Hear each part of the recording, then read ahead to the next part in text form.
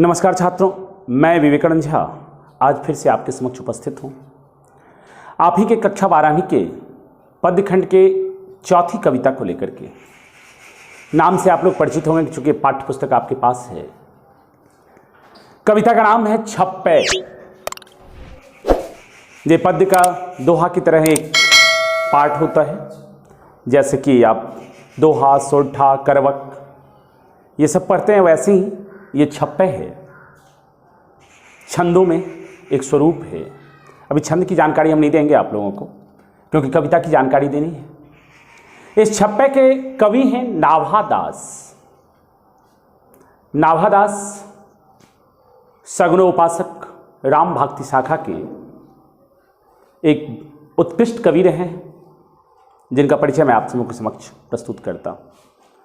इससे पहले के वीडियो को काफ़ी सराहा गया आप लोगों के द्वारा, सभी में काफ़ी अच्छा रिस्पांस मिल रहा है, कमेंट्स मिल रहे हैं, सब कुछ मिल रहा है।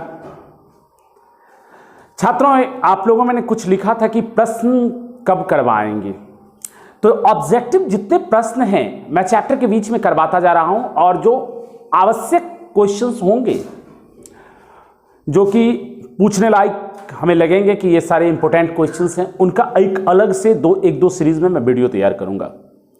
बाकी सारे विषयों का भी करना है। अभी क्रमशः चल रहे हैं, आपके 12th कक्षा की हिंदी चल रही है और 10th कक्षा का संस्कृत चल रहा है।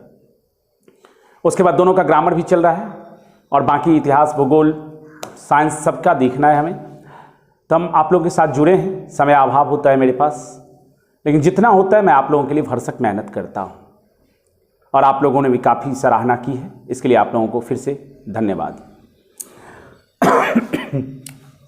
अब हम आज बात करेंगे आपके नाभादास की और छप्पे की। तो जैसा कि मैंने बताया कि नाभादास सगुणोपासक भक्ति धारा के हैं। अब देखिए, भक्ति काल में दो प्रकार की शाखाएं चल रही थी भक्ति काल की। एक तो सगुणोपासक, साकार ब्रह्म की जो उपासना करने वाले थे, यानी कि मूर्ति पूजा करने वाले जो लोग थे, उनको कहा गया सगुणों का उपासक, साकार ब्रह्म की उपासना करना। और निर्गुणोपासक, जो निराकार ब्रह्म की उपासना करते थे, उनको कहा गया, जैसे कि कबीर थे। तो हमारे नाभादास भी कबीर के गुरु रामानंद के ही शिष्य, अग्रदास के सगुणोपासक भक्ति धारा के शिष्य रहे हैं। मैंने दीक्षा गुरु में नाम इनका लिखा है, अग्रदास, जो रामानंद के शिष्य परंपरा में से थे। सॉरी, कंठ में कुछ रुकावट आ रही है, कोई नहीं। अब मैं देखता हूं कि नाभादास का जन्म, पहले इनका विवरण प्रस्तुत करता हूं, फिर इसके बारे में बताऊंगा। नाभादास के जन्म के संदर्भ में मैं कहना चाहूंगा आप लोगों से कि अनुमानित है, कुछ भी एक्यूरेसी नहीं है। हम ये नहीं मानेंगे कि 1570 ईस्वी में, ये मैं नहीं कह सकता, ना आपका किताब कहता है, ना कहीं प्रमाण मिला है। अनुमानित भक्तों ने अनुमान लगाया है, हमारे मनीषियों ने। हिंदी साहित्य का जब इतिहास की रचना हुई, रामचंद्र शुक्ल हों कि माता प्रसाद बनर्जी हों, भोलानाथ तिवारी हों, जो भी हो, उन्होंने अनुमान लगाया है। अनुमान लगाकर कहा है कि इनका जन्म लगभग 1570 के आसपास या 1570 में हुआ। हम लोग को क्वेश्चन अगर पूछा जाता है कि नाभादास का जन्म कब हुआ, तो हम 1570 ही जवाब देंगे। निधन अज्ञात है, कब मरे इसका ज्ञान नहीं है। अपने बारे में लिखा ही नहीं कुछ। जो महान होते हैं और वैसे भी संसारिक जीवन से विरक्त थे, संन्यास में ही जीते रहे, तो अपने बारे में कुछ लिखना श्रेयकर नहीं समझा इन्होंने। अब आगे चर्चा करें तो बचपना अवस्था में इनका जो जन्म स्थान है वो भी विवादास्पद है बच्चों, इसलिए उसको भी मैं ढंग से नहीं कह सकता। मैं बस सिर्फ बता रहा हूं कि दक्षिण भारत में इनका जन्म माना जाता है, जहां बचपना अवस्था में पिता की मृत्यु हो गई और वहां अकाल पड़ गया, जिसके कारण माता के साथ ये राजस्थान के जयपुर आ गए। जयपुर में इनका अस्थायी निवास स्थान रहा, और कुछ समय बाद दुर्भाग्यवश माता से भी विच्छोह हो गया, माता से भी अलग हो गए। माता से अलग होने के बाद स्वामी अग्रदास संतों के साथ रहने लगे, स्वाध्याय द्वारा विद्या अर्जित की, स्वयं ज्ञान अर्जन किया, इधर उधर घूमते फिरते संतों की टोली में जो कुछ किया, स्वभावतः पूरे संत हो गए। संत मतलब इस संसार से विलग, जिसको इस संसार से कोई मतलब ना हो, हृदय से महान हो, भक्तों की श्रेणी में रहें। राम भक्ति शाखा में ये जुड़े। इनकी दो रचनाएं अभी उपलब्ध है। अब चर्चा करते हैं तो एक है भक्तमाल, भक्तमाल को हम विधिवत बताएंगे आगे। और दूसरा है अष्टयाम। अष्टयाम रामचरितमानस के चौपाई पर में आधारित है, चौपाई छंद पर आधारित है। रामचरितमानस की तरह ही वो गाया जाता है। लेकिन भक्तमाल ऐसा कुछ नहीं है। भक्तमाल में नाम से स्पष्ट है भक्तों की माला। नाम से क्या स्पष्ट है? भक्तों की माला। तो इनमें लगभग 200 वैष्णव भक्तों को लेकर के एक माला तैयार किया गया, यानी पुस्तक बनाई गई है, जिनमें 200 भक्तों के बारे में संक्षिप्त विवरण दिया गया है। कुल 316 छप्पे में मैंने लिखा है। भक्तमाल में ये भी क्वेश्चन बनता है ऑब्जेक्टिव आपका कि भक्तमाल में कितने छप्पे हैं, तो 316। भक्तमाल में कितने छप्पे हैं? 316। और कितने भक्तों को उसमें लिया गया है? तो उसमें 200 भक्तों को लिया गया है। 200 भक्तों के बारे में विवरण है। सभी वैष्णव संप्रदाय से थे। जितने भी वैष्णव संप्रदाय के थे भक्त, उनमें वैष्णव भक्तों का चरित्र इन्होंने वर्णित किया है। अब देखिए इनका जो था, बाकी कुछ तो विशेषता आप याद भी नहीं रख पाते हैं, मैं बोलता हूँ समय भी नष्ट होता है। तो ये समझिए कि नाभादास भक्त के चरित्र का गुणगान करते थे, भक्तों की विशेषता को रखते थे। कुछ इनसे पहले के वैष्णव भक्त थे और कुछ इनके समकक्ष थे, जो इनके समान आयु वर्ग के थे, उस समय थे, समकालीन थे, एक शब्दों में कहें तो। उन सब भक्तों को लेकर के इन्होंने भक्तमाल की रचना की, जिसमें 200 भक्त आए। अभी जो प्रस्तुत मेरा छप्पे है 2 कवियों पर है। दोनों के नाम से आप लोग परिचित हैं। पहला स्वनामधन्य कबीर और दूसरा सूरदास। सूरदास के बारे में पहले ही आप पद में विवरण पढ़ चुके हैं। कबीर की संक्षिप्त जानकारी दे दें। कबीर का जन्म बनारस में हुआ था, विवादास्पद है। कोई कहता ब्राह्मण विधवा के गर्भ से हुआ, लोकलाज के कारण उन्होंने परित्याग कर दिया, तो नीरू और नीमा नाम की दंपत्ति ने उनका पालन पोषण किया। कुछ विशिष्ट प्रतिभा के थे, स्वामी रामानंद के शिष्य थे कबीर। कबीर के कह दोहे आप लोगों से परिचित होंगे। कल करे सो आज करे, आज करे सो अब, पल में परलय होगी, बहुरी करोगे कब, सुने होंगे। तो इस चूंकि कबीर की जो विशेषता इसमें दी गई है वही हमें आपके समक्ष रखना है, क्योंकि हम अगर अधिक ले जाते हैं आपको तो विषय वस्तु से विषयांतर होगा भी। हिंदी शास्त्र की व्याख्या नहीं करनी है, और हिंदी शास्त्र की व्याख्या जब करनी होगी तो मैं एक एक पॉइंट्स को आपके समक्ष रखूंगा, और बिल्कुल सब कुछ स्पष्टता के साथ।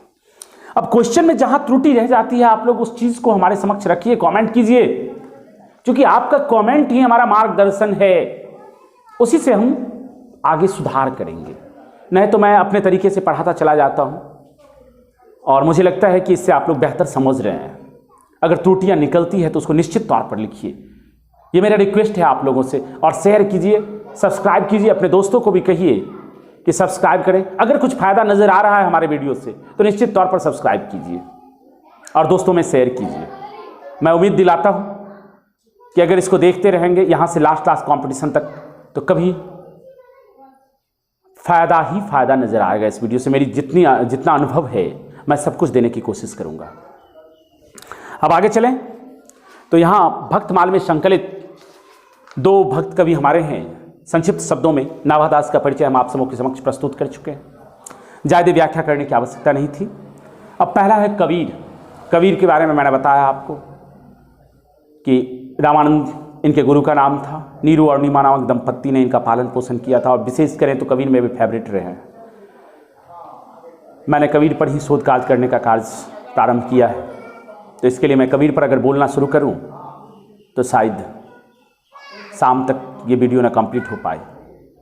इसलिए आज के लिए आप लोगों से बस कबीर के बारे में इतना ही। अब जो कुछ इसमें दिया गया है सो देखिए।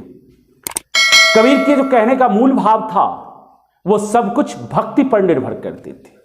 उसको नाभादास व्यक्त करते हुए कहते हैं कि भगति विमुख जे धर्म सो सब अधर्म करी गए।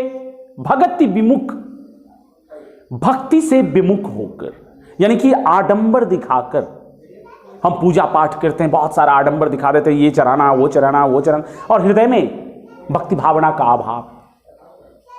तो कबीर का कहना था कि अगर आपके हृदय में भक्ति नहीं आई तो जो कुछ आप धर्म कर रहे हैं वो धर्म नहीं है, वो अधर्म होता जा रहा है।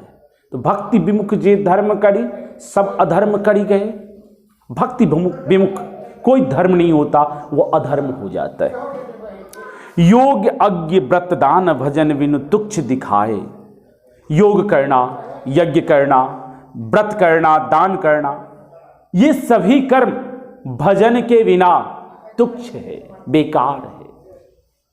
सच्ची भक्ति कबीर के नजरों में क्या है? ईश्वर की भक्ति करना, भजन करना, उनमें खोए रहना, हर वक्त उनको याद करते रहना। बच्चों, सच्चे प्रेम में ईश्वर का निवास है, लोग कहते हैं। चाहे आप किसी मानव से क्यों ना करें, अगर सच्चा प्रेम करते हैं ना तो उसमें ईश्वर का निवास हो जाता है। आप कई कहानियां सुने होंगे, लैला मजनू, हीर रांझा इत्यादि की, कि एक को मारता था तो दूसरे को चोट सी लगती थी। क्यों?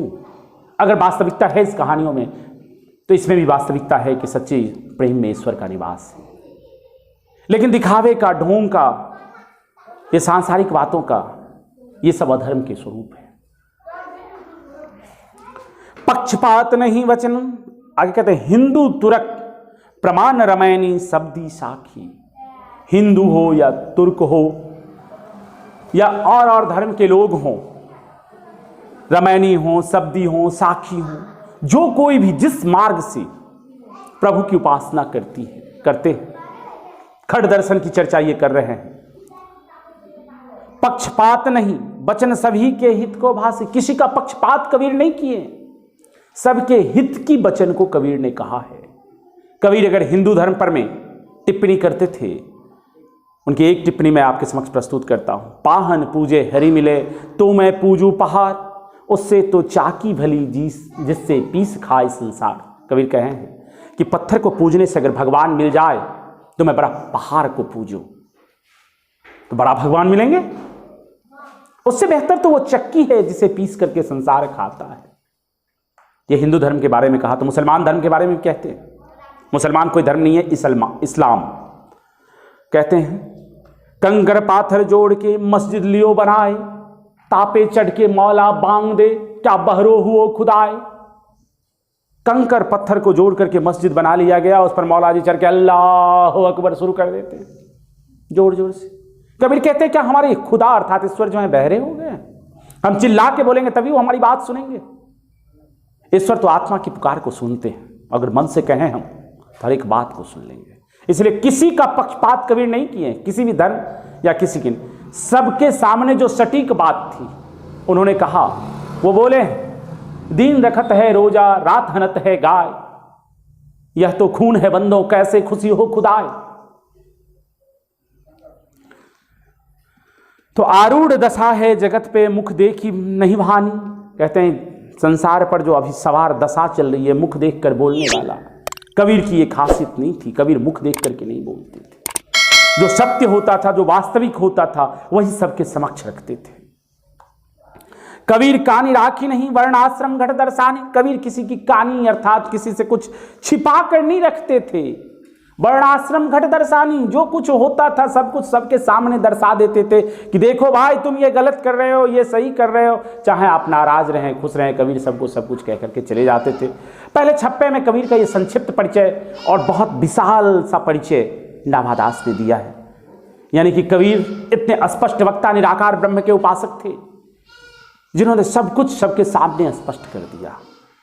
कोई नाराज हुआ भी तो कह दिए चलो ठीक है तुम जाओ अपने रास्ते, और अपने अनुयायियों के साथ स्वयं चलते रहे। आज संसार को कबीर वाणी का डिटेक्टर कहता है। कबीर की उपमा है कि ये क्वेश्चन भी आप लोग को मिलेगा कि वाणी का डिटेक्टर किन्हें कहा जाता है, तो कबीर को कहा जाता है वाणी का डिटेक्टर। ये कबीर का संक्षिप्त परिचय है। अब आते हैं हम सूरदास पर। दूसरे छप्पे में किसकी चर्चा की गई है? सूरदास की। तो सूरदास पर आते हैं। सूरदास का परिचय से पहले मैंने आप लोगों को दिया भी है, फिर भी अब सुनिए कबीर सूरदास के बारे में। उक्ति औज अनुप्रास वर्ण अस्थित अति भारी। इनकी जो उक्ति थी वो ओज से परिपूर्ण होती थी, एक ओजस्वी वाणी का परिचय देते थे। उसके बाद अनुप्रास वर्ण अस्थिति अति भारी। अनुप्रास लकार का नाम है, अनुप्रास लकार कहते हैं, अलंकार का नाम है। अनुप्रास अलंकार इनके कविताओं में होता था। वर्ण और स्थिति अति भारी, और वर्णों की जो स्थिति होती थी वह अति भारी होती थी, बहुत ही तुकबंदी से जोड़ते थे। आगे लिखे हैं पंक्ति में, वचन प्रीति निर्वही अर्थ अद्भुत तुकधारी। वचन के साथ प्रेम जुड़ा हुआ होता था, अर्थ भी उसका विशाल होता था, और सब अत्यंत ही तुकबंदी में होता था, एक दूसरे से मिलता हुआ। सब ऊपर जो जिस शब्द से अंत, नीचे भी उस शब्द से अंत, ऐसे को कहते हैं हम तुकबंदी। तो सब तुकबंदी में होता था। प्रतिबिंबित दिव्य दृष्टि हृदय हरि लीलाभासी। अब सूरदास कितने महान कवि थे, देखिए, आंख नहीं था लेकिन हृदय में ईश्वर की लीलाओं का उनका हमेशा गुणगान चलता रहता था, जिसे ऐसा लगता था कि उनके पास दिव्य दृष्टि है, बिना आंख का ही सब कुछ देख लेते हैं। और अक्षरशः प्रत्यक्ष जो आदमी देख सकता था वो उतना वर्णन नहीं कर सकता है जितना सूरदास वर्णन कर देते थे, बिना आंख के, अंधे होते हुए। तो हमारे कवि नाभादास का मानना है कि वो दिव्य दृष्टिधारी हैं। उनके पास आंख नहीं होते हुए भी वो सब कुछ संसार की वास्तविकता को देखते हैं और सब कुछ शब्दों के माध्यम से बयां कर देते हैं। जन्म कर्म गुण रूप सबही रसना प्रकाशी। नाभादास कहते हैं कि अपने जन्म के संबंध में, अपने गुणों के संबंध में, अपने कर्मों के संबंध में सब सूरदास ने अपने शब्दों से प्रकाशित किया, अपनी जिह्वा से प्रकाशित किया। यानी आंख नहीं था, स्वरूप का वर्णन भी, सब कुछ समझिए कि उनके शब्द थे जिससे कि उनका पूर्ण परिचय मिलता है। बाल लीला के गायन में वात्सल्य रस सम्राट कहे जाते हैं सूरदास, ऐसा मैंने चर्चा किया है आप लोगों के साथ। इनसे बढ़कर के कोई वात्सल्य रस का वर्णन करने वाला कवि नहीं हुआ। विमल बुद्धि हो तासु की जय, यह गुण श्रवण निधारे। कहते हैं उसकी बुद्धि पवित्र हो जाएगी जो इन सुंदर गुण वाले कवि के कवित्व को सुनेगा, इनकी कविताओं को सुनेगा, उसकी बुद्धि पूर्णतया पवित्र हो जाएगी। सूर्य कवित्व सुनी कौन कवि जो नहीं सिर चालन करे। सूर्य की कविता, सूरदास की कविता को सुनकर कौन ऐसा कवि है जो अपने सिर को नहीं घुमाएगा। सभी कवियों को सिर घुमाना पड़ेगा, जो काव्य के प्रेमी होंगे वो सुनेंगे इनके रस को, माधुर्यता को, लालुकता को, तो निश्चित इनके दीवाने हो जाएंगे, इनकी कविता के दीवाने हो जाएंगे। ये दोनों हमारा छप्पा था बच्चों, छोटी सी कविता थी। और अब इसमें क्वेश्चंस का हम जिक्र करें तो पहले तो ऑब्जेक्टिव क्वेश्चंस जो आते हैं इस चैप्टर के, वो आएंगे आपको कवि परिचय से। कवि परिचय से इसमें भी बहुत कम क्वेश्चन आने की संभावना है। कवि परिचय से क्या आना है, तो इनका जन्म कब हुआ, तो 1570 में, निधन अज्ञात है, ये पूछने का कोई संभावना नहीं है। इसके दीक्षा गुरु कौन थे, अग्रदास। इनकी प्रमुख कृतियों में भक्तमाल, भक्तमाल का रचना काल तो 1585 से 1596। अष्टयाम दूसरे कविता, अष्टयाम का आधार क्या था, तो रामचरितमानस की चौपाई छंद में अष्टयाम की रचना हुई। भक्तमाल में कितने छप्पे हैं, तो 316 छप्पे हैं। इसमें कितने भक्त कवि हैं, भक्त कवियों का मिश्रण है, तो 200 भक्त कवियों का मिश्रण है। ये इंपॉर्टेंट क्वेश्चन इस चैप्टर से निकलते थे जो मैं आपके समक्ष रखा।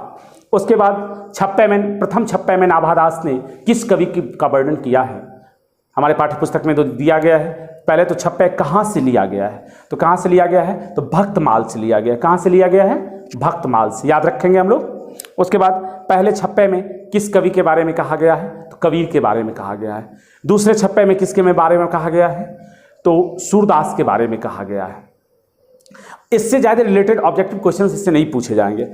वैसे कि ये क्वेश्चन बन सकता है कि किनकी कविता को सुनकर के सभी कवि अपना सिर चालन करने लगते थे, तो जवाब दे सकते हैं हम सूरदास। कौन बोलने में स्पष्टवादी थे और किसी के मुख देखकर वर्णन नहीं करते थे, सबके सामने स्पष्टता कहते थे, तो सूरदास। इस तरह से ये छोटे मोटे क्वेश्चंस आ सकते हैं जो व्याख्या में मैंने दे दिए हैं। लगभग इस चैप्टर का जो भी कुछ है वो सब कुछ मैं आपके सामने प्रस्तुत कर चुका हूँ। क्वेश्चंस, जहाँ तक बड़े क्वेश्चंस की बात है तो बड़े क्वेश्चंस हम अलग से कुछ सेलेक्टेड क्वेश्चंस को समझाएंगे, क्योंकि अगर पूरा बड़ा क्वेश्चन अभी लिखवाने लगे या समझाने लगे तो कम से कम 1-1.5 घंटे का वीडियो हो जाएगा, जो आपके लिए भी अनुचित लगेगा सुनने में। कुछ सुनेंगे उसके बाद हटा देंगे और मुझे भी बनाने में तकलीफ होती है। इसलिए आज के लिए इतना ही, धन्यवाद। अगली वीडियो में फिर मिलते हैं हम लोग पूरे जोश के साथ। सभी देखिए, लाइक कीजिए, शेयर कीजिए, कमेंट कीजिए, और जो कुछ भी त्रुटि आपको लगे कमेंट बॉक्स में लिखिए, फिर हम आपसे उस त्रुटि को दूर करने का हम प्रयत्न करेंगे।